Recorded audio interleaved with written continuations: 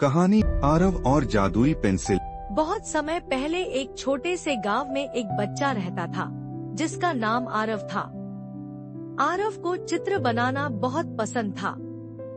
वह हर जगह हर चीज पर चित्र बनाता, दीवारों पर, पेड़ों पर, यहाँ तक कि रेत में भी। लेकिन गांव के लोग उसे हमेशा कहते, आरव, तुम्हारा ये चित्र बनाना कुछ काम का नहीं है, तुम तो यही काम करते रहोगे।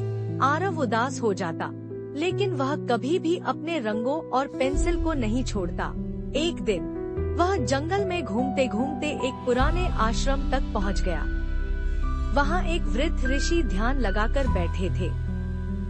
ऋषि अत्रि ने देखा कि आरव उदास है, तो वह मुस्कुराए और आरव से बोले, तुम किस बारे में सोच रहे हो?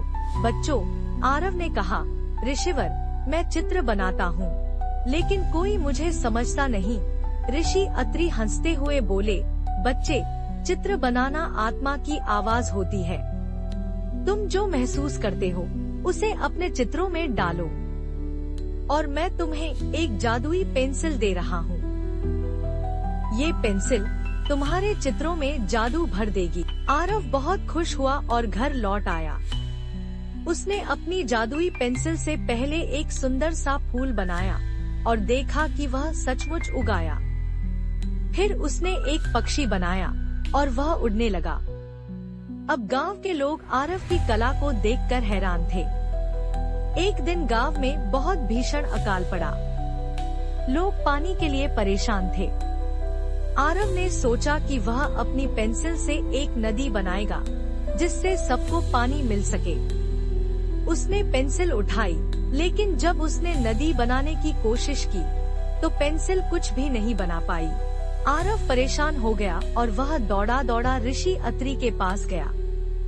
ऋषि अत्रि ने उसे ध्यान से देखा और कहा, आरव, जब तुम अपने चित्रों को दूसरों की मदद के लिए बनाते हो तो असली जादू होता है।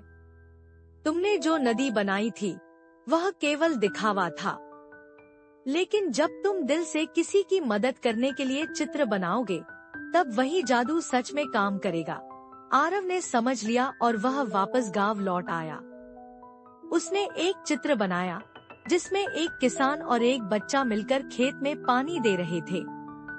जब उसने पेंसिल से चित्र पूरा किया तो पेंसिल में एक चमक आई और बादल उमड़ पड़े। कुछ ही देर में बारिश शुरू हो गई।